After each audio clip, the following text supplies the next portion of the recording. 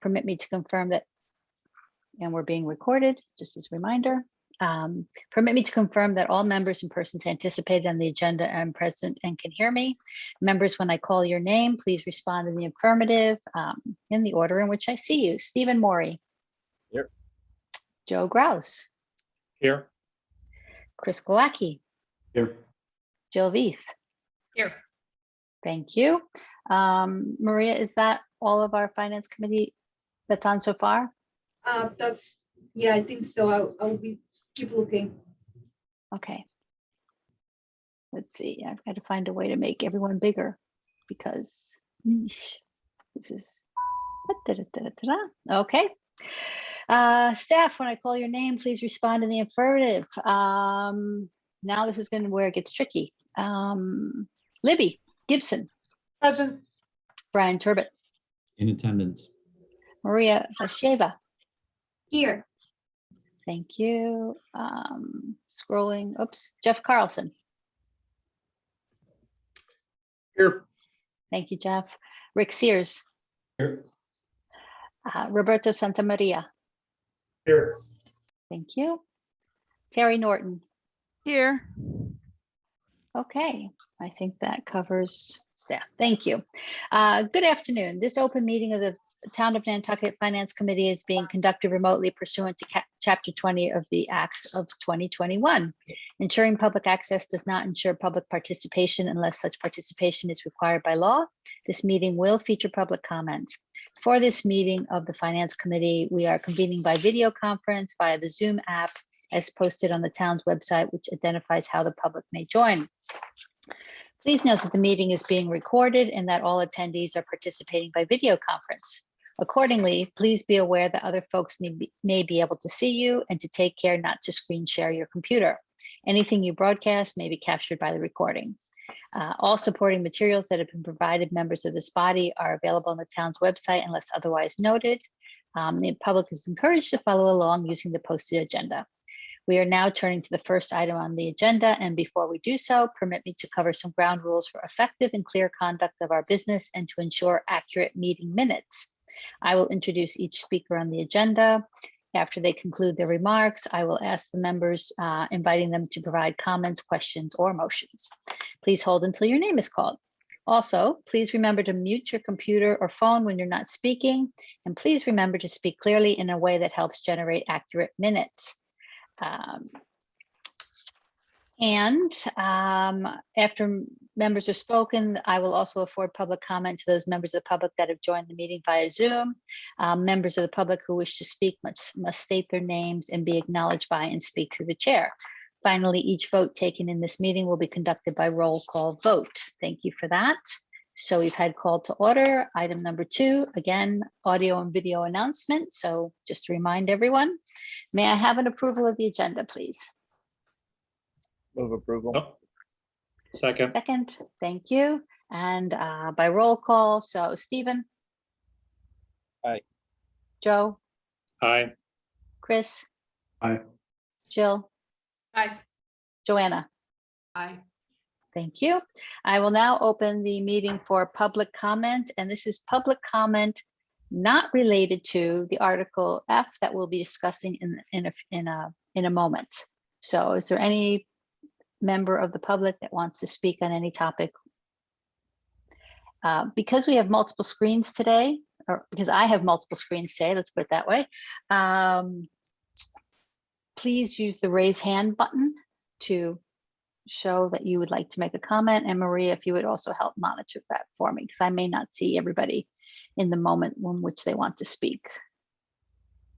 Okay, seeing no one, I will then close the public comments. There's no minutes to discuss today. So today is a discussion of Article F, prohibiting fertilizers on Nantucket. And I am looking for Joseph Manella to start the discussion for us. Joseph, are you here? Hey, how you doing? Oh, good. Hi, Joe. Thank you. You're like this big on my screen, so. So, Joe, what we'd like you to do is to explain your article, the reason behind it, and why the Finance Committee should consider a favorable recommendation to supporting your article. And then what we'll do is we will we'll see who else wants to speak about the article. The Finance Committee will ask you questions, and it's really just an open discussion today. So I will turn the floor over to you at this point. Thank you for being here. Yeah, no problem. Thanks for having me. Basically, I work for the town for the Natural Resources Department. I'm on the water a lot, and I just see black algae. It's called Ligbia, just taking over the harbor and killing all the eelgrass. It is caused by excessive nutrients in the water, which is primarily caused by fertilizer. And so I don't think that the fertilizer regulations are strong enough and doing enough. And so I saw it as a chance to try to right a wrong that I thought was happening to our harbor and to our ponds. Thank you. Okay, sorry folks, it's a little bit more complex in. Any questions from the Finance Committee for Joe before I open it up to other members that are on this call to speak? Jill? Yeah, hi Joe. Thanks for flagging these issues for the town. What kind of evidence do you have that the problem in the harbor is directly linked to this? I thought that maybe there were other issues, and maybe you could even enlighten us and tell us what other issues there are that affects the harbor. And maybe you think this is the greatest one, but it'd be helpful if we could sort of see something that shows that direct link. That would help me, because I'm a simple-minded person, Joe, so I just like to connect the dots. So I'm not a scientist. I just know that that the Ligbia in the harbor is caused by excessive nutrients. I know that excessive nutrients get into the harbor via fertilizer. I know that it also is through septic systems, which we've taken care of. I kind of think at a town meeting a couple of years ago. So I don't have any hard and fast data or anything like that, but I just know that everybody that I've talked to has said that, every scientist I've talked to has said that fertilizer causes runoff and it's excess nutrient in the water. And I mean, like I said, I don't have any scientific data, but if you just take a drive around Nantucket and look at some green lawns and look at some storm drains and realize it goes into the harbor, you can put 1 and 1 together, or 2 and 2. But like I said, I don't have a comprehensive, scientific study I can point out right now. If it comes to that, I'm sure that I could find one, but yeah. Thank you, Joe. Jill, any follow-up to that? Otherwise, I'm going to ask Bobby DaCosta he raised his hand. He has a comment. Okay, no, I was just saying that would help me. I've read some of the comments that have come into us about this article, and it seems like it is sort of a variety of issues. I think you're picking one particular issue. It sounds like an important one, but I just, wanted to make sure, like, can we see that direct link? Is there a way I could read about that? That would just help me. So I'd encourage you to get us that information if you can. Okay. Thank you. Yeah. Thank you, Jill. Joanna, I'll go to Bobby next because he raised his hand, and then I'll come to you. Thank you. Bobby, or Mr. Bob, I'm sorry. Everyone calls you Bobby, so I just leaped right on that. Fine. Can you hear me all right? Yes, thank you. So I've been involved in this issue for as long as it's been around. I was one of the original people who came to town meeting way back when we tried to ban the fertilizers, almost at least 10 years ago. The compromise was we came up with fertilizer regulations. When I was on the board of selectmen, we tried to figure out a way to enforce these fertilizer regulations. We also realized that it wasn't just fertilizer, that the nitrogen loading in the harbors comes from a variety of places.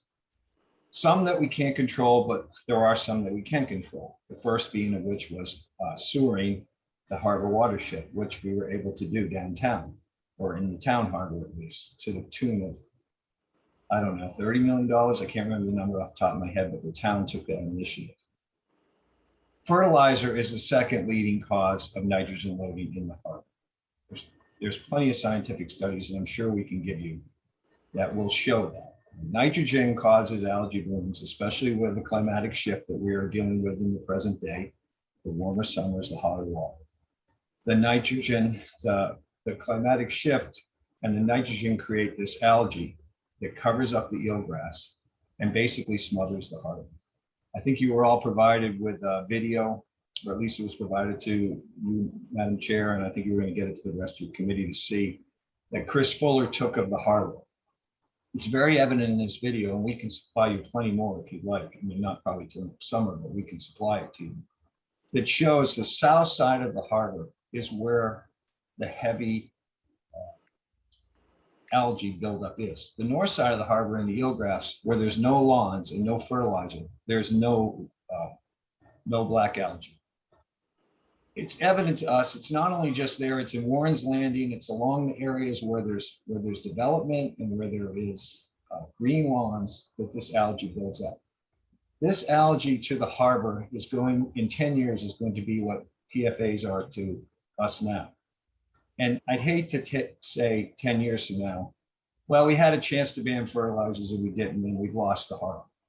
And when I say, I mean, we lose the harbor, we won't lose the harbor, but we'll lose the eelgrass, we'll lose our last of our scallop fishery. When that stuff covers the bottom, not only does it smother the eelgrass, but the seed scallops that are underneath this stuff can't swim through it, and they smother and die. We're looking at the worst scallop season I've seen in 41 years of scalloping.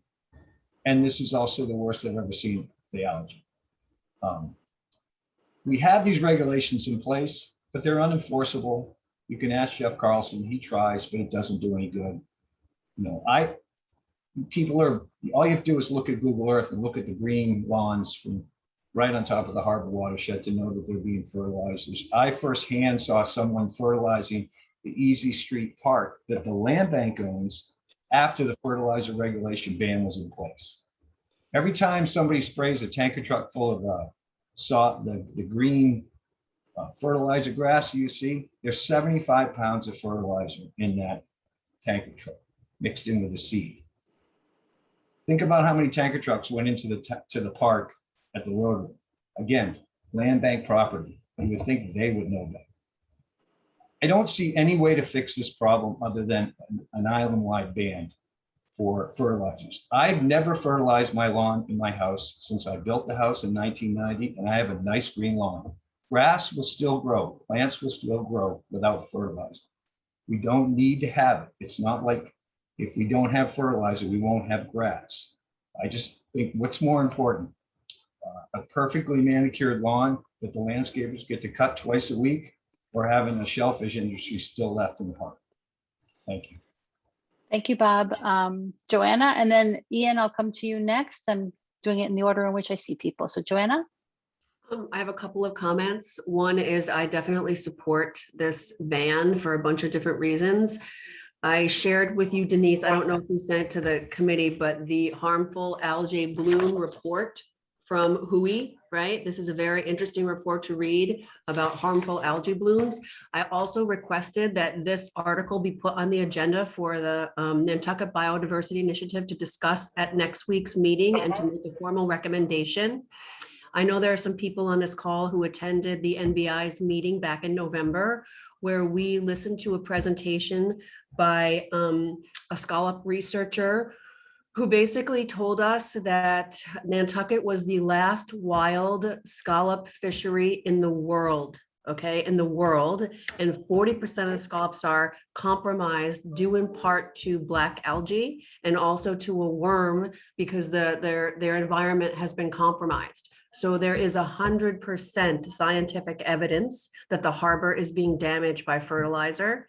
And I think that for a community that is really built its living, its livelihood, and many of its business logos on the scallop, it is something that we should be working hard to protect. So I support you, Joe. Thank you very much for bringing this forward.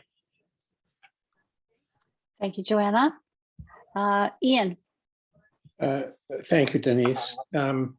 So I'm a member of Concom, but I'm here in a private capacity.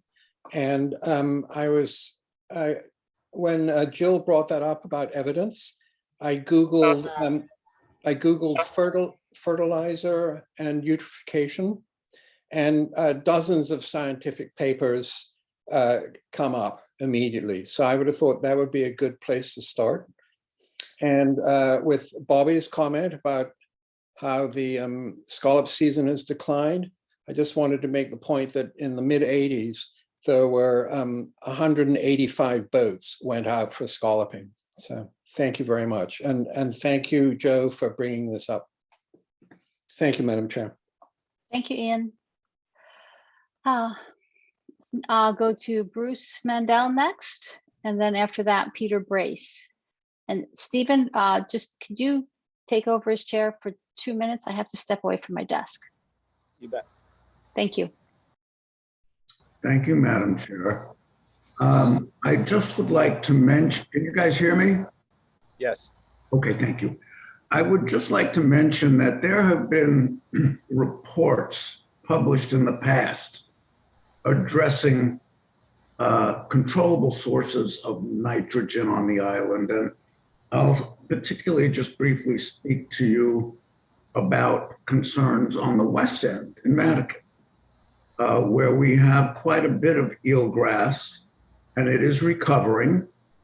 And we have quite a bit of shellfish out in the harbor. And in the past, there have been estuary reports, and there have been water quality reports. I particularly remember a very good draft done by Caitlin Shaw, our former water quality person. We take samples of water in Long Pond, the ditch, the harbor, the creek, and all indications are that of the 4 controllable nitrogen sources, fertilizers are a prime target for an article like this to help us protect the environment, not only in Nantucket, but in Nantucket Harbor and in the other ponds as well. So I would like to encourage those of us who would like more documentation to just look on the town website. There are estuary reports, there are water quality reports available. Perhaps Mr. Carlson could help us find those, but the documentation is there. And I think this is an important subject. Thank you so much. Thank you. I don't recall who Denise tabbed to go next. Peter Brace. Peter, thank you. Thank you. Thank you, Madam Chairman. Peter Brace, Secretary for the Harbor and Shellfish Advisory Board. First off, thanks for the opportunity to speak. I want to say that we, I speak on behalf of the board, we support Joe Manella's article. I want to say we definitely support what Mr. DeCosta said. We make it our business to keep the harbor clean, to protect our shellfish, to protect our fishermen. So we support that. I want to make just a couple of comments about some things that were said. Joanna, you were right about us being a commercially a viable bay scallop fishery, but we are the last commercially viable bay scallop fishery on the east coast of the United States. There are still fisheries that are viable elsewhere in the world, but we're the last commercially viable, as far as I understand. I wanted to say that the estuaries report mentioned by Mr. Mandel, that comes from the Massachusetts Estuaries Project, and those reports exist for Nantucket Harbor, Nantucket Harbor, Hummock Pond, and Sacajah Pond. And what those were meant to do were to come up with what's known as the total maximum daily load, a TMDL number. What that is the amount of pollution that an estuary, a harbor, whatever, a bay, a pond can handle and still be functioning. And it's my understanding from our water quality specialist who's here now, Thais Fournier, she can correct me if I'm wrong, but I think we're meeting our TMDLs. That doesn't mean we shouldn't ban fertilizer. I also want to say that, we have taken pains to limit the amount of septic flow into the harbor by sewering Monomoy and Shimo. With federal funds, we've repaired our jetties. That has helped with flow in and out of the harbor. But even with all that, we still have the Lingbia, the black algae, in front of the homes along Nantucket, along the harbors where the houses are. So, all right, thank you. Thank you. Thank you, Peter. Hi, Stephen, I'm back. So thank you. Please. Emily, your hand is up next. Thank you so much, Madam Chair. Can you hear me okay? Yes. I apologize for not having a camera that I can use effectively at the moment, but I'm the Executive Director of the Nantucket Land Council, and the Land Council has been advocating for the prohibition or regulation of fertilizer use probably for decades. And as you've heard a little bit about before, we have certainly seen a big impact as far as the water quality effects on the harbor ecosystems. The Land Council has been doing a lot of work specific to the health of our eelgrass, and has also been doing actually some more specific research that is able to trace the origin of some of the nitrogen that we find in the eelgrass plants themselves, along with the macroalgae, such as the Lingbia that's been spoken about, so that we can actually detect that a bit of it is coming, certainly from fertilizer use. A lot of effort went into drafting the best management practices for fertilizer use that we have, as well as a lot of research, and that were since adopted under the Board of Health as our local regulations. Those regulations were really designed to manage the use in a way that mitigates a lot of the impacts from improper overuse of fertilizer. And the long-term implementation and enforcement of those regulations has fallen with the town. I haven't heard in recent years any official reports about the licensing program or the details of specific enforcement. So I don't know exactly how that's been going, but anecdotally, at least, it seems and sounds as though it hasn't been as effective as everyone has hoped. The town has certainly been investing a lot of effort and resources into water quality monitoring in our harbors, as well as restoration projects. But I think what has become frustrating is sort of a lack of understanding and how much resource is really being put at addressing the problem. You have already heard the town's done a lot of work with septic systems and wastewater management.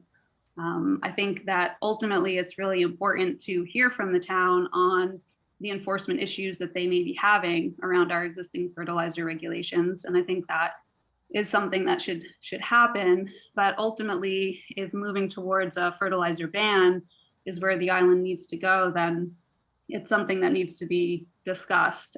We certainly support Joe Manella for bringing this forward.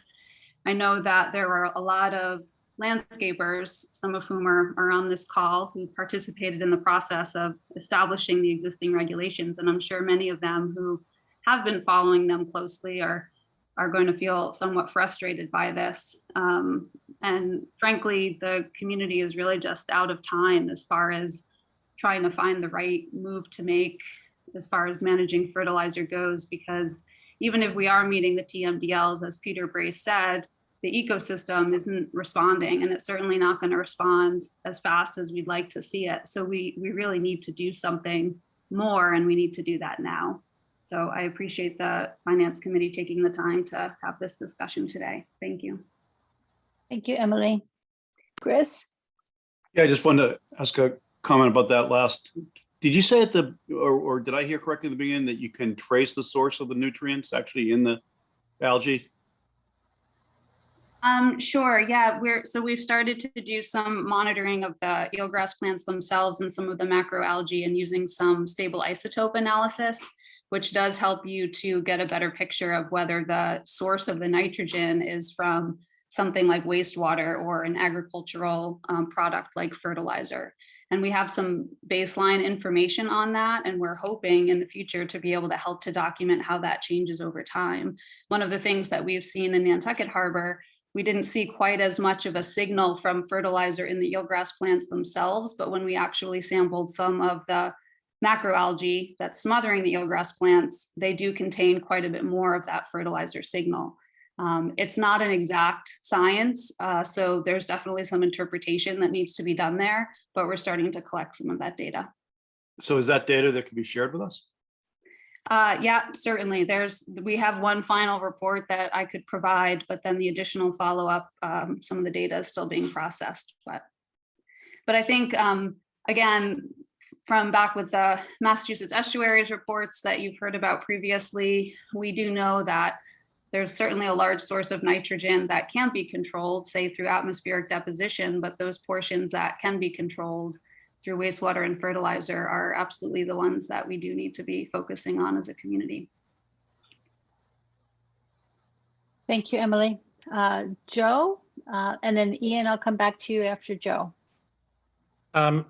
I have a question. I'm not sure which of the speakers, whether it's Joe or some of the folks involved with wastewater or water quality here on the island, but I must admit I have a reaction. It's like, why does this need to be a whole island ban? I mean, based on several of the comments, it sounds to me that it's a Nantucket Harbor problem way more than any other part of the island. And I'm not sure why landscapers need to have the whole island, taken out of whatever, being allowed to fertilize lawns and do landscaping work, when it sounds like it's more Nantucket than it is anywhere else to me. I don't know who to, I have no idea who to address that question to, though. Thank you, Joe. Joe Manella, do you want to speak to that? Yeah, well, I mean, if anybody thinks back to the last summer, how many harmful algae blooms were in all the different ponds all summer long? I mean, they're in the ponds, they're in Nantucket Harbor, they're in Nantucket Harbor. That's all I got. I think the follow-on question I would have to Joe's question is, so do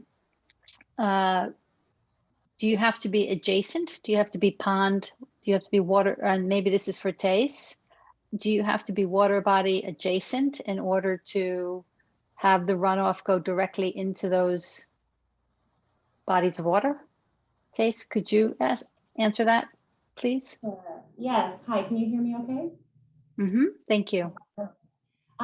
Well, as you know, anything that you apply to land eventually does end up in our waterways. So when we get rainfall, all of the nutrients or contaminants or bacteria that is on our roads, on our land, eventually will mobilize and move into our surrounding areas like Joe had just explained. I have over the past several years and looking at past data that was collected from the previous water resource specialists, we have a significant amount of blooms that do happen in our ponds as well. So this is an island-wide issue since we have lawns that are covering the entire island and we have water bodies that are surrounding it. You know, if it's closer to a water body, yes, it's more of an issue, but eventually things do mobilize and get into our water eventually.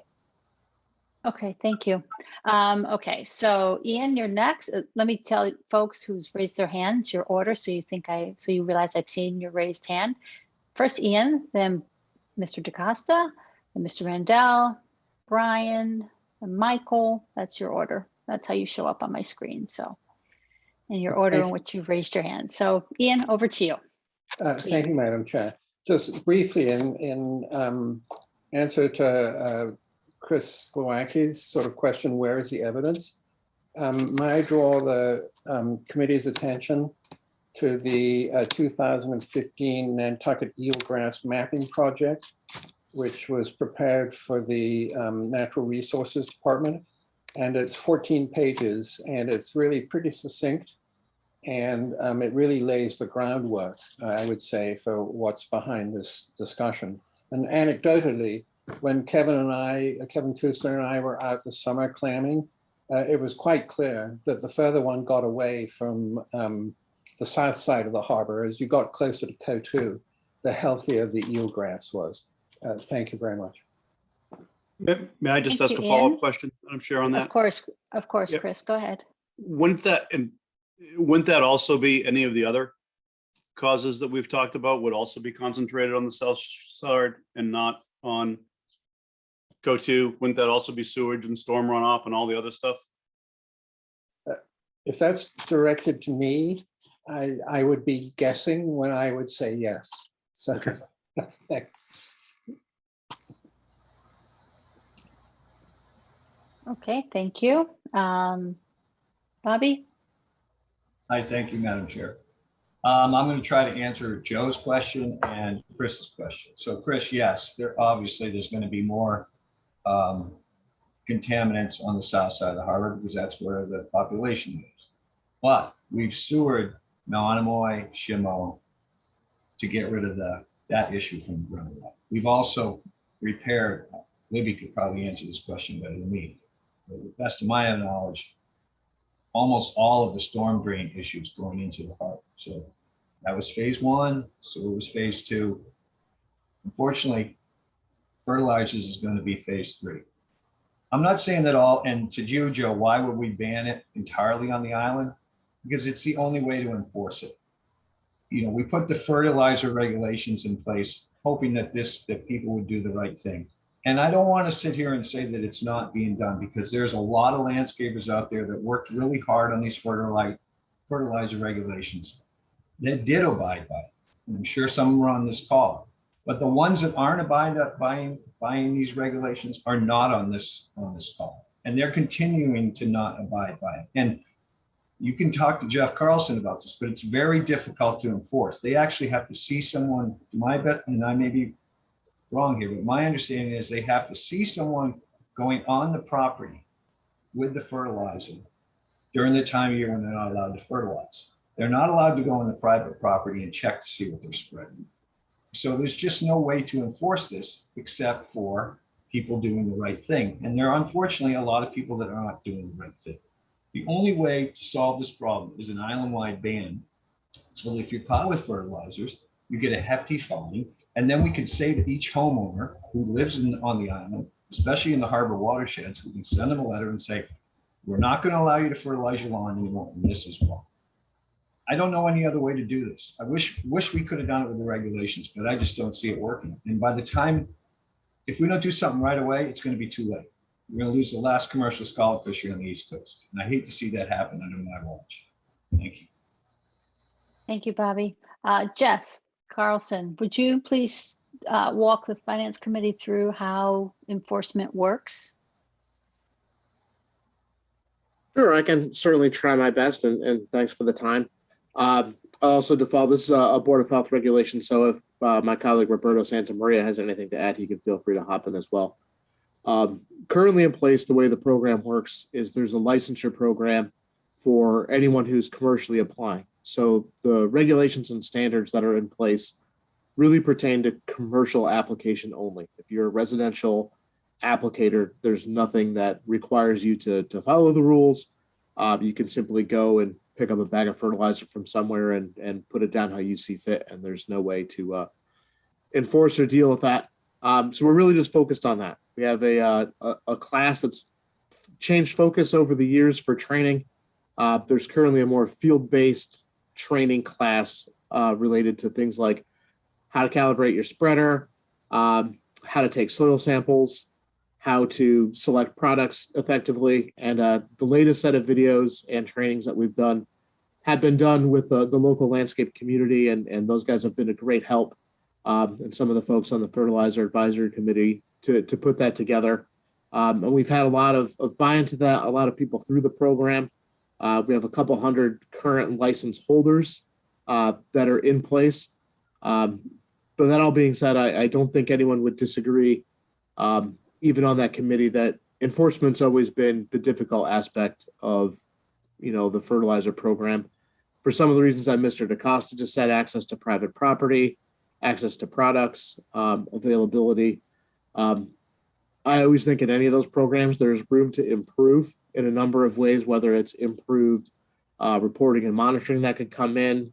Other ways to make improvements, I think it's definitely possible. I think especially if the Fertilizer Advisory Committee that was pretty active pre-COVID can get back together and put their heads together, there may be some opportunity to take a hard look at that and make some decisions to help improve that program if it stays in place.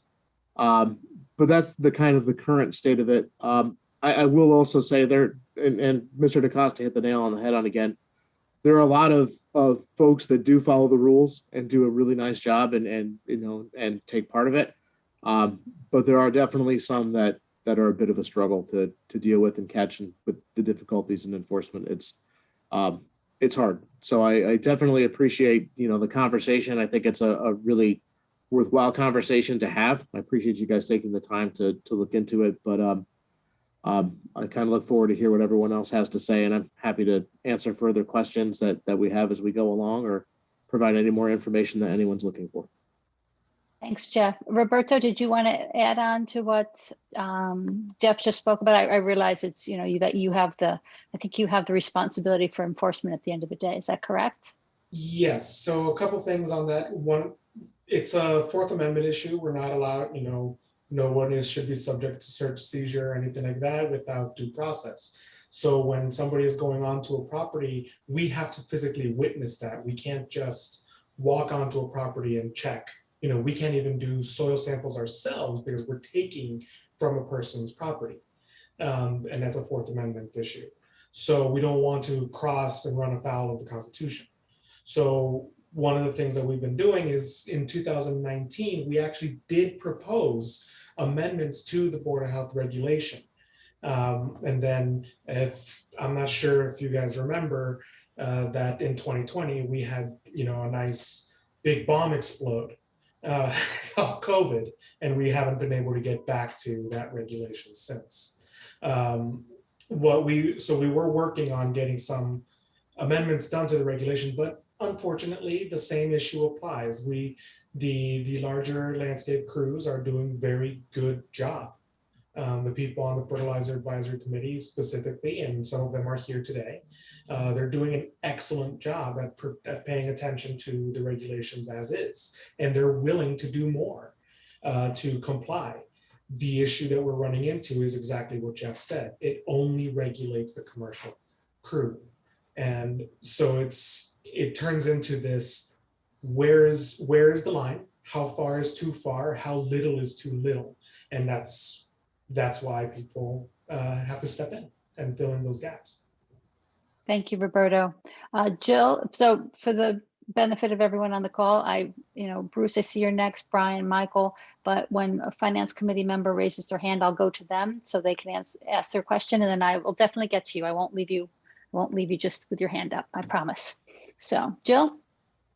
Yeah, I guess so. I'm trying to understand if, from Roberto and Jeff, anyone wants to answer, if the regulations that we had now, let's say everybody met those regulations, do you think it works? Because I'm having a hard time following the logic that we have a rule we can't enforce, so we're going to make a tougher rule that we also can't enforce. And I'm trying to understand how we can do that. Thank you, Jill. Roberto, please. Yes, so where we are, it is hard, absolutely. And if everyone complied with the regulations, absolutely. If everyone complied with the regulations, we'd be in good shape. Not everyone complies with the regulations. We can't just walk onto a property. We can't cross what's called the curtailment. So if somebody has their gate closed, that's it. Somebody who's on that property has to let us on. So the enforcement is nearly impossible. Something like an outright ban, though we're not endorsing that, and we're also not disincentivizing it either. An outright ban is a way to control all the nitrogen and phosphorus entering our water bodies. It is an option. We can put in all the regulations we want, but just like every other regulation, it is a minimum standard. We're not able to enforce it all. So yes, we can put in something stricter. Honestly, this is easier to enforce than the regulations we have in hand. But we're not saying this is the way to go, and we're not saying this isn't the way to go. But yes, this would be easier to enforce. How is it easier to enforce? Just because of you monitor what it coming to the island or where it's being sold, Because Or- we can, at this point, we can just say nobody has it. Because it's that sort of situation. If it's not even here, it's easier to enforce because somebody having it is now not allowed. Right, because it's an island-wide ban. Roberta, do our farms use this product? I can totally, I don't see why not. So it would affect the farms too. It won't, it would not affect farms. We are a right to farm community and they have agricultural exemptions. And I Oh. think Joe is. So we can't do an island-wide ban, okay? And I think Joe is also. It in the Warren article, it exempts agricultural use. So it's written into the article that it doesn't affect the farms. Thank you, Joe. Thank you, Roberto. And Bruce, finally, I'm getting back to you. Thank you, Madam Chair. I just wanted to address Mr. Grouse's question and comment about, gee, this seems to be applying just to the West End people, Nantucket. And I'm sorry I may have left that impression. This is an island-wide issue. And as we've discussed, it applies to every area of the island and to protect all of our waters. And Mr. Grouse's question is, he had one question about, well, does the nitrogen just stay on the property where it was applied? And my response to that is, no, it migrates because of the groundwater flow and the surface water flow, as well as the runoff onto hard surfaces where it also runs. So it's not just isolated. For example, if I was to put this product on my lawn, which I don't, it would not just be confined to my lawn. It would be eventually running off. And as we know from the nitrogen studies that we have done that I referenced, and Thais has kindly put up in the chat area if you want to see those links, this problem is kind of a moral and ethical problem for our island. Look, anyone can find a way around any bylaw and regulation, especially when we have passive enforcements. And as Roberto mentioned, there are restrictions into how we can enforce some of these issues. But we as islanders who get to speak about these issues and to make recommendations to the voters, we have a moral responsibility, I believe, to protect Nantucket. It belongs to all of us, and to make it less easy to poison our environment, the more we should strive for that. And I hope I didn't leave the impression that this is just a Nantucket issue. There are plenty of green lawns on the island and in Nantucket that don't use nitrogen fertilizers. And there are other ways to make our lawns look pretty. And that's what this does. All this nitrogen-filled fertilizer is for, to make our property look pretty. We need to protect Nantucket's environment, our groundwater, our surface water, and above all, our aquifer and the watersheds, which includes the harbors and the various bodies of water that we mentioned, the ponds and whatever. We're doing a good job. This will help us do a better job, I believe. Thank you. Thank you, Bruce. Chris? Yeah, thank you. I just want to be really clear on what I think I heard Roberto and Jeff say, which was that the entire problem is the bad actors who are not conforming to the policies. So is that, so it's not that using fertilizer on Nantucket is bad for the water. It's that using fertilizer in a way that's outside of the guidelines, that's the component that causes the damage. Is that correct?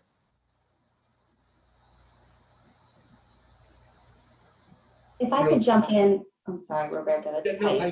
Thais, please, go ahead. Yes, so I think, so that's a hard question to answer. I did want to jump in. If everybody abides by more strict regulations, yes, that's an improvement, but anytime you're adding nutrients that aren't already in the system, like this is something that you're buying to put on to your lawn, you're still adding nutrients to the environment. So the best case scenario would just to be to take that out of the equation at all. I mean, I hope we find a compromise here, but going off what Bruce had just expressed in his conversation, it really is the importance of our aquatic resources. And yes, we're seeing signs of our Lyngbia that are covering our eelgrass.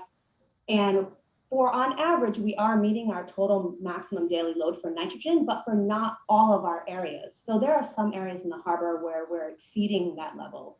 There are some areas in our ponds that we're exceeding that level. So long-term, we will see degradation of our water if we continue as we are continuing.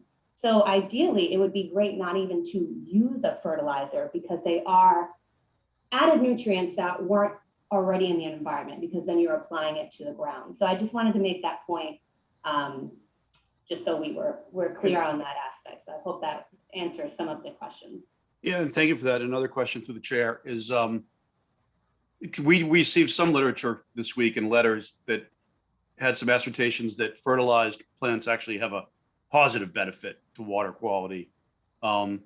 Is that just in the opinion of the experts here, just balderdash that's just sort of commercially driven, not true? Or is there any validity to that? And I apologize if you haven't seen the documents I'm talking about.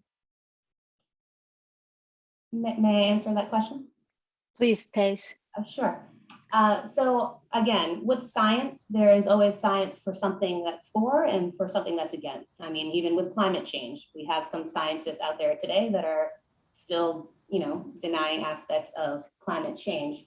So with that caveat, I did want to just say that I have read some articles. Again, it's hard if you could provide that report, that'd be great. But it's looking at the methodology they use. It's looking at the sample size of the study that they use, because I've read plenty of studies that are only doing like one area or one location and then coming out with these grand claims about what they're seeing. But yes, sometimes if you have healthy plants, then they also serve as a purpose of filtering nutrients and runoff that are after rainfall, because they are a healthy plant, and that way all those particulates are filtered through plants. That's why we have rain gardens or bioswales that we use for infiltration near several water bodies. So I don't know if that answered that or not, but yes, there are some studies that also show that as well.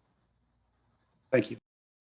I'm going to go to, because Brian and Michael have been waiting so patiently, and then Jill, I'll go to you. So Brian, over to you, please. And then Michael, you'll be next.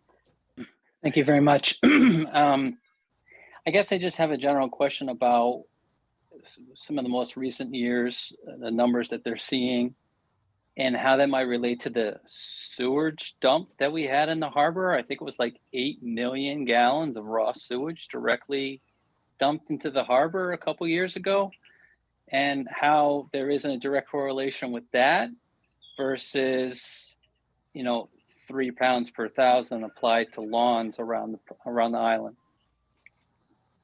I think that's a Roberto question. Thank you, Brian. Roberto? So divide that by 2. It was no more than 4 million gallons that went into the harbor, and it was in negative degree temperature, and it was in January over the course of only 2 days. That's a moot comparison. There is no comparison there because the algae that we're talking about, the algal blooms bloom when it starts getting warmer. It does not bloom in single degree temperature in this dead of January. And by the time that blooms did start happening, it had already been 3 months that year. So how many is that? What is that? It's 90 days times 4 tidal cycles now. And so 4 tidal. Rick, could you, sorry, Roberto. Rick, thank you, Rick. I was going to just ask Rick to go on mute. Yeah, so around the time of the first algal bloom, that was approximately 360 tidal cycles. So what was dropped from the sewage really does not factor in here at all, in any way, shape, or form. Brian, did that answer your question? I guess to a degree, my question is that if 4 million gallons of sewage can cycle out of the harbor in the matter of 90 days, how could yearly fertilizer applications also not cycle out of the water? I'm not making that argument either way. It's a question. Thank you, Brian. So the question is the logic, right? So the logic that you're purporting is it's math. Okay. Michael, going over to you now, and then Jill, you'll be next, and then I'll go back to Bob. Thank you, Madam Chair. Mike Mizzarelli. I find it a little difficult to be the first one to speak, or one of the first ones to speak in opposition of Joe's article, but bear with me, please. And the town of Nantucket, as has been stated, has some very strict fertilizer regulations that date back to 2012. The latest report that I looked at for the water quality assessment of Nantucket's harbors and great ponds, which is available on the town website and has been referenced here as approaching our TMDLs, shows improvement. So to me, that's, and I realize everybody sees the things the way they see them, that shows an improvement. And I would like to think that the fertilizer regulation has played a role in the improvement. I'm also on the advisory board, and yes, enforcement is a challenge. It will remain a challenge. One question I have is point of sale. When we went back to the days of the developing the BMP, I don't have it for authority right now, but I want to say that we found out that we weren't going to be doing much to affect Island Lumber, Marine Home Center. I shouldn't name anybody. I haven't spoken to them directly, but I'm not sure how point of sale is going to be handled. And that's a question that needs to be addressed between now and town meeting. Jeff, as stated, also already has a lot of regulatory authority for fertilizer in these areas. And you could send an aerial shot of Brant Point and see lawns that are being fertilized in that area potentially. And I guess my question would be why there hasn't been any fines levied in that area. And not that I'm advocating for that either. One of the consequences, I think prohibiting things is going to bring unintended consequences. One example, the people of Nantucket have some pretty great resources of, money. And if we can't have lawns, or they have lawns that they don't view as desirable, what's going to happen? Are we going to have thousands of acres of artificial turf now? And then we have the PFAS argument to worry about on the other side. It's always difficult. Education, you can't take away the need for education going forward, even if there's a regulation in place.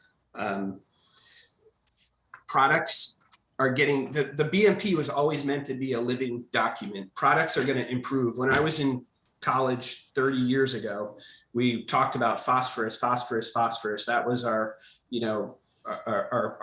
product and additive and fertilizer that was believed to be needed for seed germination. And 20, 30 years later, we figured out that phosphorus isn't good and it's largely out of products. So, science has to evolve.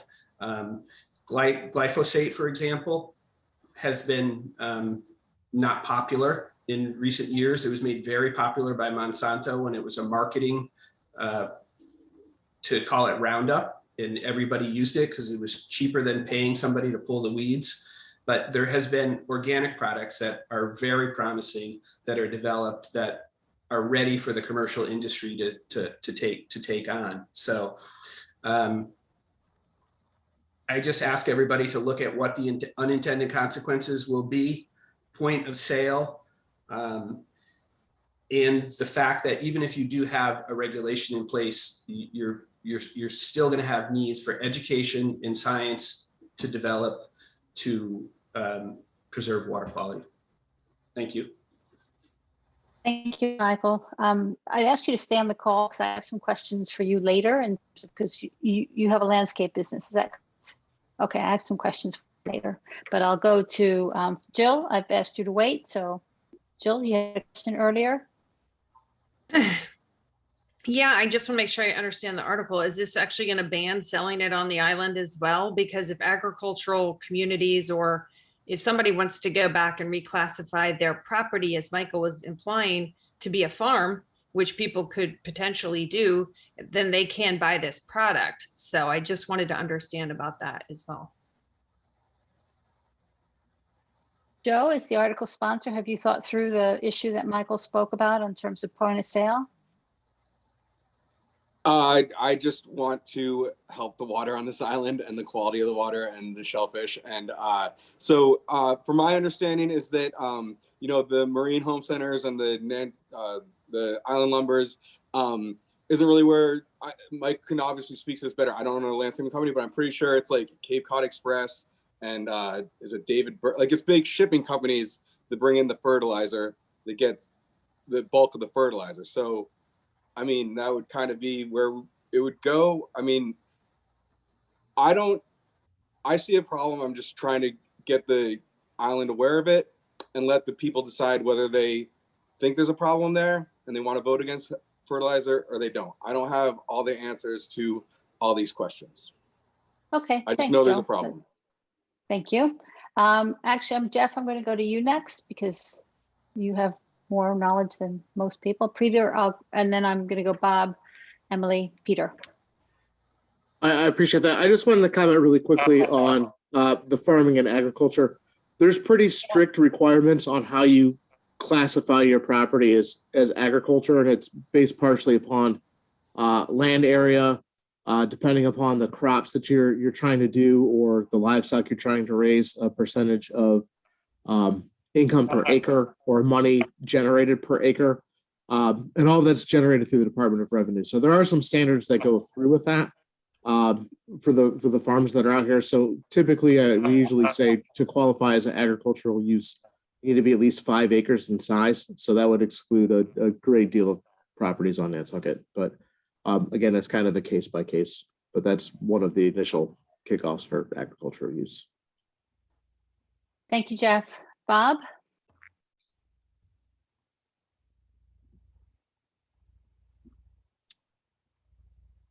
You're muted.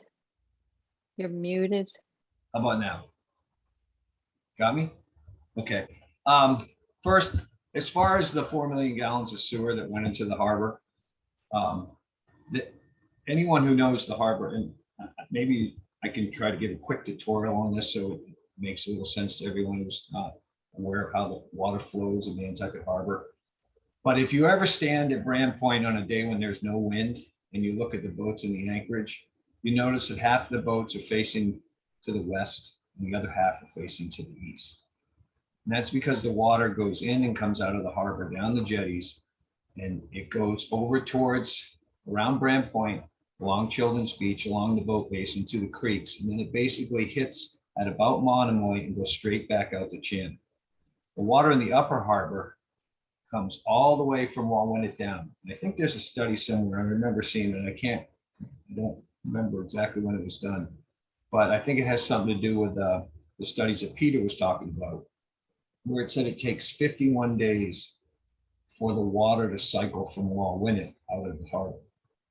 That may have been accelerated now by raising the jetty because it helps with the velocity, so it gets water out of the harbor quicker.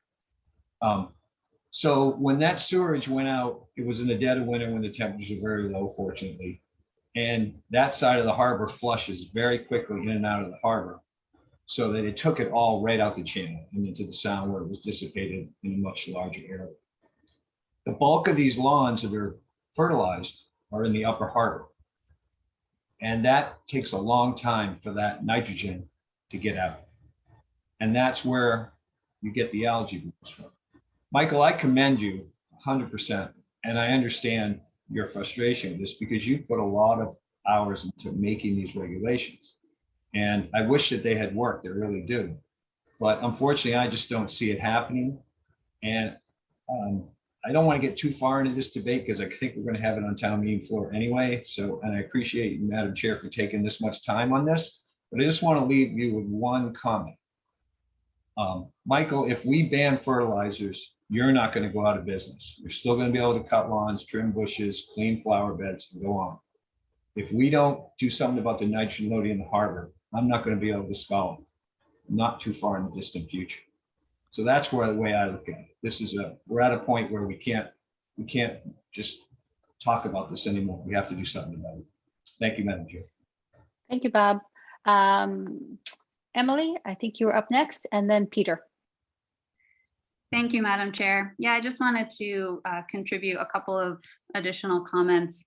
One just regarding the impacted areas around fertilizer use. Certainly we focus a lot on the harbors because of the implications to the scallop fishery and shellfish and other fisheries in general. And Nantucket Harbor specifically, because as Mr. DaCosta just explained, it's much more restricted and doesn't get the flushing that Nantucket Harbor sees.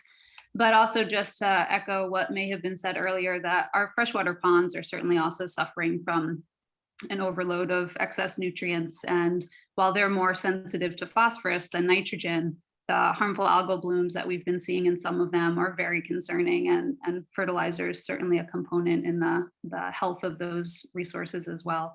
And then finally, just again, to add on to what Mr. DaCosta just said, as far as the difference between the septic or sewer leakage into the harbor and the fertilization during the summer months, the other really key component there is timing.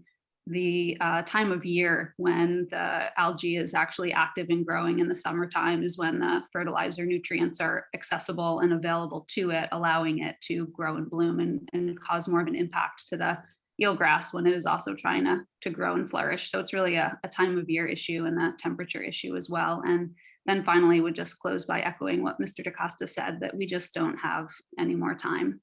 Thank you. Thank you, Emily. Peter? I just wanted to clarify, I guess Jeff kind of started to talk about the agricultural on the islands.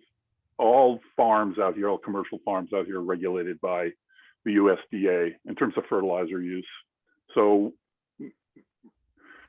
regardless of what law we might come up with here, it's not going to affect the farms. The USDA is going to make those laws, and we're not going to change them, or at least not at the level that we're operating at. Thank you. Thank you, Peter. Chris? Yeah, I had a question whether anyone would care to hazard a guess as to the percentage of fertilizer that's applied by agriculture on the island versus private property. I don't know, Roberto, if you or anyone would have a notion of what that is, or Mike or anyone.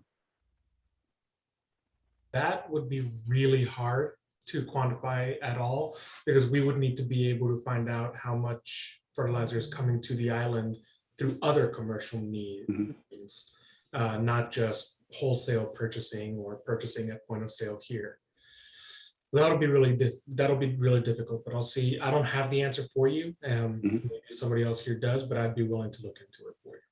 I appreciate that. And then the other question I have, which is maybe for Jeff or Thais, which is, can you point us to, the one piece of data or article that directly ties the fertilizer to the nitrogen? Because I have no argument with so much of what I've heard here today about the importance of water quality in the harbor and all these pieces, the presence of algae. And I'm seeing a lot of reports where fertilizer is mentioned anecdotally. That's why I was so interested in the Land Council data, whereas if there's actual data that can be traced into the plants, it shows that it's coming from fertilizer. I think this becomes awfully compelling, awfully quickly. But are there other reports here that you can point to that is the one that you look at as the definitive source of truth on this? And Chris, if you provide your email, I can certainly inundate your email. Well, I mean, if you could just pick the number, the best one or two, and forward it to the chair, and she can get it to all of us. I think it'd be super helpful. I get that there's a lot out there, and I get that Google is helpful here, and you can find a lot of mentions. But I'm really having a hard time connecting those dots. I'm seeing a lot of reports about a lot of things that are very compelling, but I'm really not seeing that spoken gun. Sure, I'd be happy to provide you at least top three. Thais, if you send it to me, I'll forward it to the rest of the finance committee. Thank you. Thanks. Joe, did you raise your hand before? Or you were just waving? You were just waving. Okay. Thank you. Samantha. Hi, everyone. My name is Samantha Danette. I'm the executive director of the Nantucket Shellfish Association. I just wanted to take a moment and thank everyone for their comments in support of this ban, and also express my personal support as well as support on behalf of the Shellfish Association. There is a study that has been shared amongst some that I'm happy to share with the board as well. A 2019 study that was co-founded by the Nantucket Shellfish Association, the Nantucket Land Council, and the Great Harbor Yacht Club Foundation. There was an eelgrass assessment that was conducted, and that is what led to the restoration efforts that you may have seen at this point in Hussey Shoals. In my opinion, the evidence is very clear in that particular study of the evidence of fertilizer runoff leading to nutrient loading, the algae that's blooming. The study was across a number of different points throughout the harbor. I think that study might be helpful for everyone to look at. I can certainly share that with the group. But as has been stated before, shellfishing is in our culture, it's our history, it's so important to this island. And when you consider what it means to the island of Nantucket, this predates whaling. I mean, shellfishing is so important. And so in my opinion, we're at the point of almost no return. The time is now to act, to save the fishery, to save our harbor. So thank you all for taking the time to listen to all sides of this and consider the science. Thank you. Thank you, Samantha. Mike? I just wanted to address a little bit of the point of sale talk. I'm not an authority on it, but a lot of fertilizer commercially gets sold through Island Lumber, Valero's, Marine Home Center to some degree. I think, less commercially at Marine Home Center, but the reason being is, a lot of people just don't have the shop space or the warehouse space to hold very much. So there is, from a commercial standpoint, a lot of that material flows through there. That's just my comment on that. Thank you, Mike. While you're there, I don't know if there's any other landscapers that are on this call meeting, and if you are, it'd be nice to hear from you as well. But I'm sure Mike is representing you admirably, so I'll ask Mike my questions. Mike, what would you say would be the economic impact to the landscaping industry if fertilizers were banned on the island? I mean, generally, I don't need a dollar number. Obviously there's over 100 landscapers on the island. We learned that during the gas power leaf blower discussion. And so I'm just curious as to what you think will be the impact if you were to say starting in 2023, not be able to use fertilizers on the island. Well, I'm not really that much of a numbers guy, to be honest with you, to give that an accurate depiction, but yes, it would financially impact some companies more than others. I could let Brian speak to it. He has a business that's more dedicated to applications than, most of your typical companies that you see are on the island do different things, from your spring cleanups through your mowing services, through your landscape construction.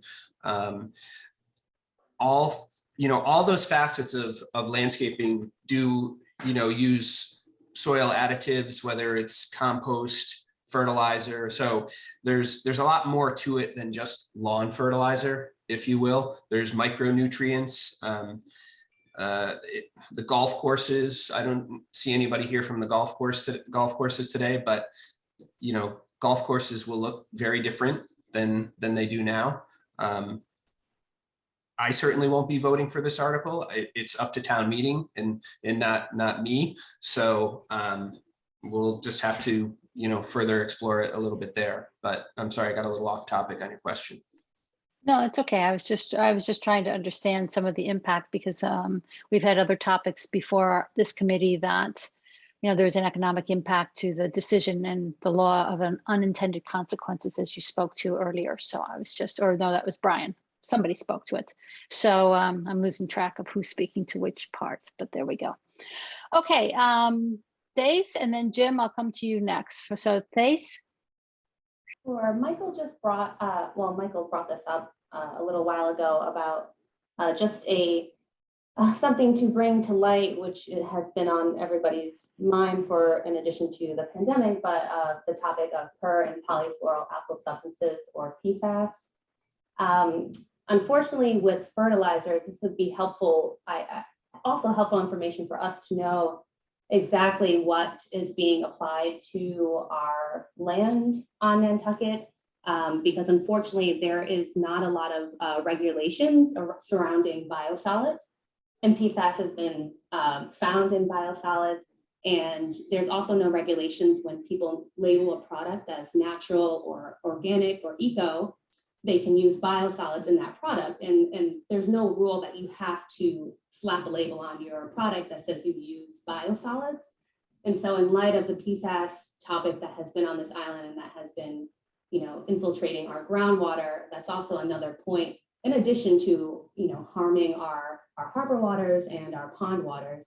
There's also, the topic of PFAS is also a conversation that should be brought into consideration. Thank you, Thais. Jim.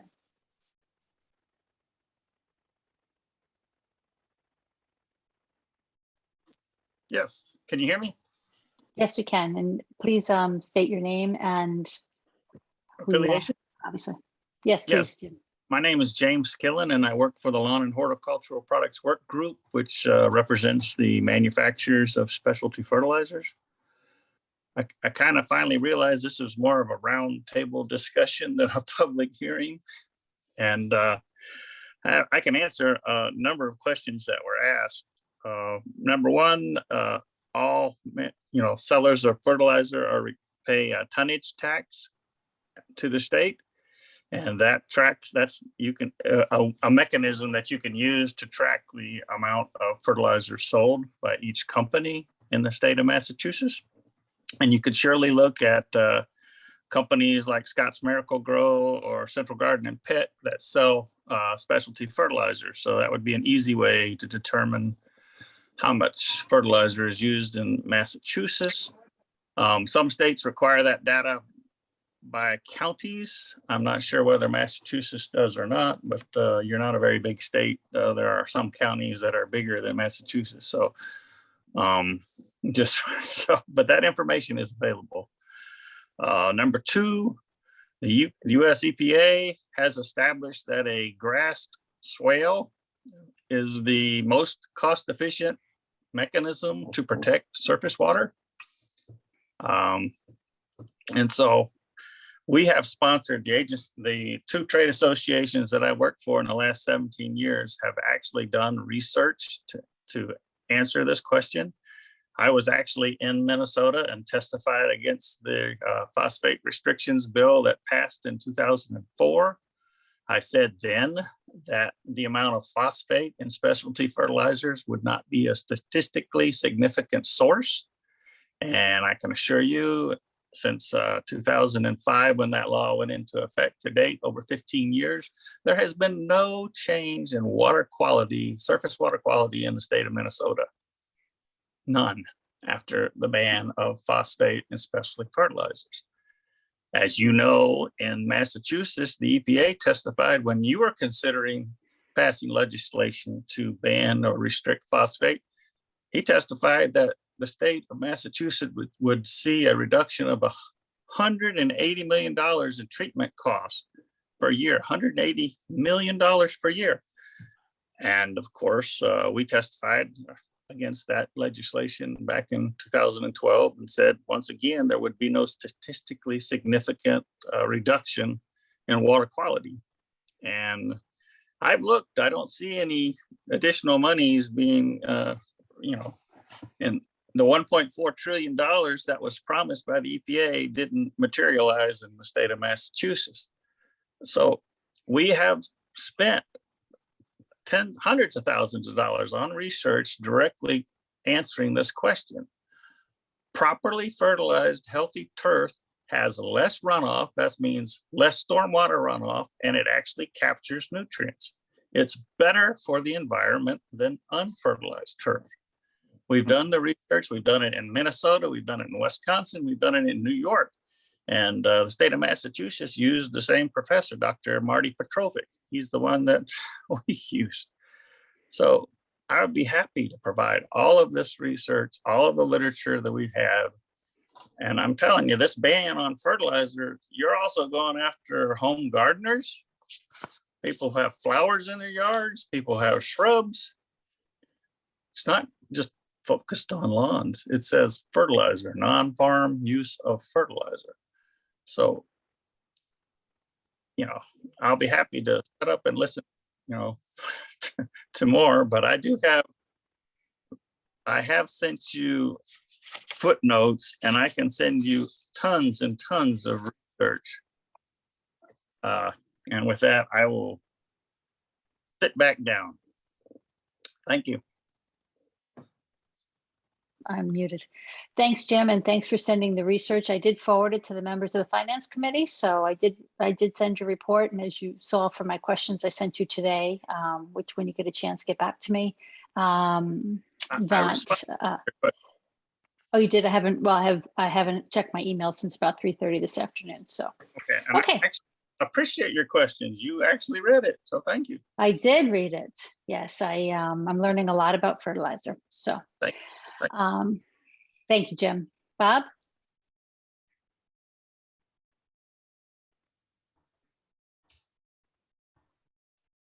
Hi, thanks. Just a quick follow-up to Jim. No offense, but this isn't Minnesota. And I have never fertilized a shrub in my yard, my lawn, anything in my yard. The entire island, the moors, none of it's fertilized, and it all grows. The stuff is still going to grow whether it has fertilizer or not. But the scallops aren't going to. So that's where I'm going to leave. Thank you, Bob. Okay. I've got a couple of comments or questions, and I will look for people to raise their hands to answer them as they come up. So one of the things that strikes me on this is we have great regulations in place, and they aren't being complied with. And to Jill's earlier question, so we put a stricter regulation in place and somehow we're able to enforce that more. I don't think so, because the issues are, so that's one of the challenges I see in general. So banning it doesn't necessarily mean that it's going to be any more enforceable, because the Constitution, as Roberto pointed out, is still the Constitution. You still can't walk onto people's property. I'm not saying, I'm kind of around issues around extremely important. It was strictly clear. Denise, we're losing you. Okay. My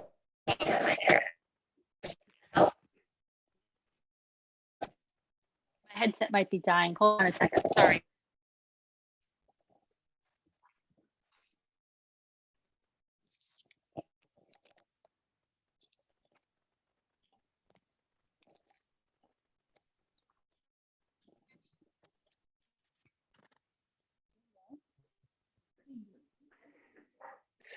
Nope. Off. Okay. Can you hear me now? Yes, you can. Thank you, Joe. I got this up from Joe. Okay, so my couple things. I'm just, as we think about this as a community and we think about this article, the enforcement piece of it will be important, understanding how it works. Second, how do you regulate who sells it and all that kind of stuff, right? To keep it, because people could still bring it on island on their cars.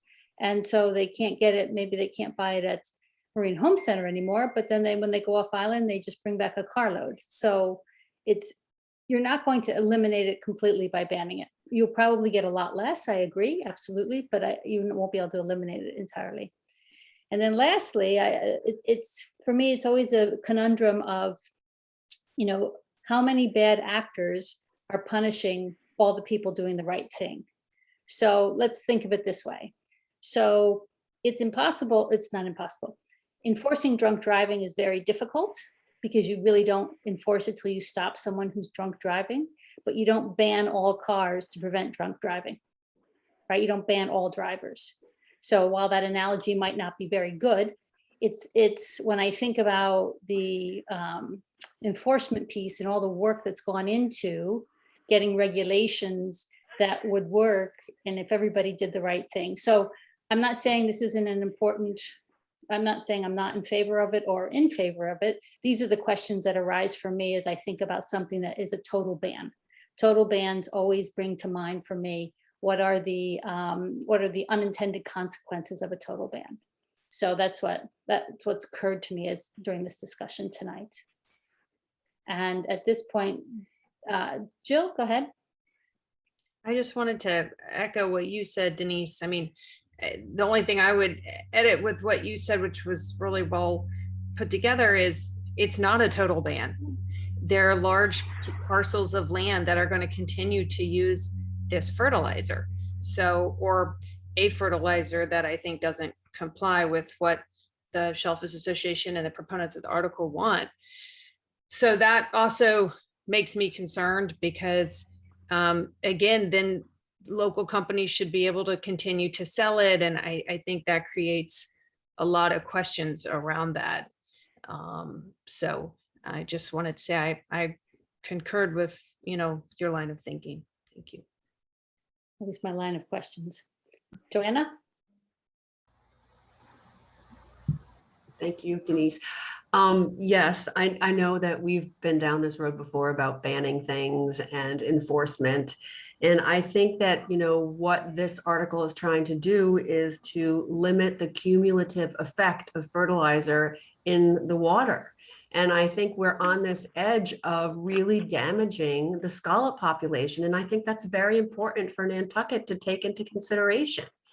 And I would also say that by example, and I know that we went around about this a few years back with the ban on the plastic water bottles. Have we succeeded fully in banning plastic water bottles? No. Have we made a dent in the amount of plastic in the landfill, and has the stores replaced the plastic water bottles with aluminum bottles? Yes. Have we made a difference? Yes. Are we getting people on board with eliminating plastics? Yes. Right. So if we can take a step towards protecting the scallop fishery, I just think that's so important to the island and its way of life. Thank you. Any other questions or comments? Okay, well then I am going to close the public hearing on this topic for right now. Oh, Joe, did you have one more thing you wanted to say? Yeah, well, I just, I love scallops as much as the next guy, but I don't want this to be all about the shellfish and the scallops. I think that all of our ponds are having harmful algal blooms every year. They're turning toxic, okay? All of our eelgrass is dying. If all our eelgrass dies, it's not just the scallops, it's the fish, it's like everything. And if we have toxic ponds and a dead harbor, what's that going to do to the property values? Like people aren't going to come here to spend their millions of dollars if they can't catch a fish in the harbor, So like, I love, I just don't want this to be all focused on scallops, okay? Because it's not just a scallop thing. It's like a whole, it's so much more encompassing than just scallops. So, like how many I don't know if you guys saw how many have alerts there were last summer, but it's like, it seemed like every 3 days, it's like, don't go near the water. It's like, like you can't even let your dog near a pond in the summertime. Like, is that the island we want to live on? I don't know. And the other thing is that if if your business plan as a landscaper is hurting the island that you live on, then your business plan needs to be adjusted to make it sustainable, in my opinion. You know, like that's just how I feel about it. And I appreciate everybody's time and for listening to me talk. Thank you. Thank you, Joe. Okay. Finance Committee, any other comments, questions before I close the public hearing on this? Denise, you have raised hand, that Daniel Drake. Oh, thank you, Maria. Daniel? Thank you, Madam Chair. I'm Dan Drake. Was with Christine Silverstein, the founder of the Nantucket Shellfish Association back in 2003.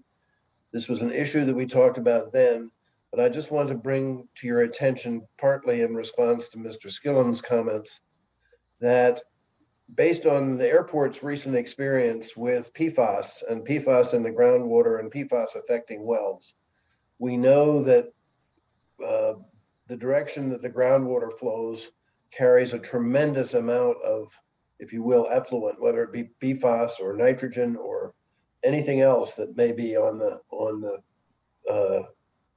soil into the watershed and into the harbors. And of course, there's the watershed for the whole Nantucket Harbor. And I just think it's important to remember that this stuff travels quickly and in great quantity. Despite the fact that it supposedly has been proven that it doesn't affect the watershed or the groundwater in Minnesota, but I think Nantucket soil is very different from Minnesota soil. And this is something very important to keep in mind. Thank you, Madam Chair. Thank you, Daniel, or Dan, sorry, I'm not sure which is which. Dan, but that's all right, you're forgiven. Thanks, Dan. Well, you show up as Daniel on my screen, so, okay. I see no further, Jim. And Jim, this will be I'm going to give you the last word today. Thank you very much. This is really quick. I did not say that fertilizer applied on lawns does not, affect the environment. All I said was that fertilized turf, a plot of turf that is fertilized sitting right next to a plot of turf that it was not fertilized has less runoff and less impact on the environment. And that research was done in Wisconsin, Minnesota, and the state of New York, which is pretty close to Massachusetts and does have cool season grasses. So I never said anything about whether fertilizer does or does not impact fisheries in Massachusetts. Thank you, Jim. Okay. All right, bye-bye. Bye-bye, thank you. Okay. I'm looking to my Finance Committee colleagues to ask if, I think we have some research to follow up on from my assessment from tonight's conversation. So I don't believe we're ready to make a motion. That would be my, executive observation here. Is that a true statement, or does everyone feel confident that they have all the information that they need and they want to go to motion tonight? Oh, no, I'd want to look at the things we asked for. Yeah, I'd like to see some of the research and get a little bit better informed on some of it. Okay, all right.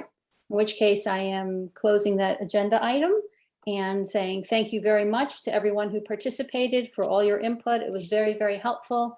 And I'm happy that we could take the time to have this discussion in a very constructive and productive way. Thank you very much.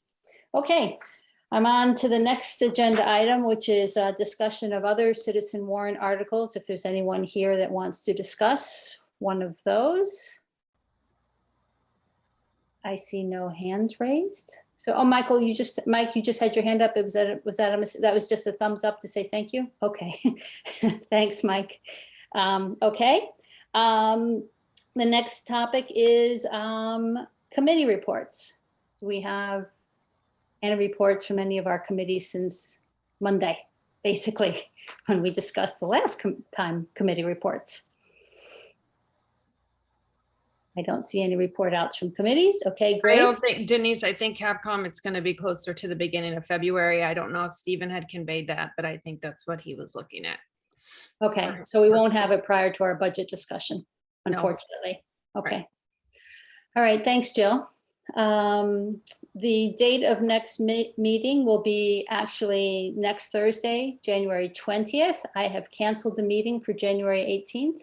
We were originally going to look at the school budget at that time, but the timing, we're out of sequence. We're too enthusiastically ahead of schedule.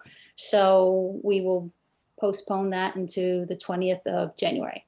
So the 18th is now a free day, so you can take that off your calendars. Don't get all excited though, because we've got a very busy second half of January and February. So to continue on our deliberations of things.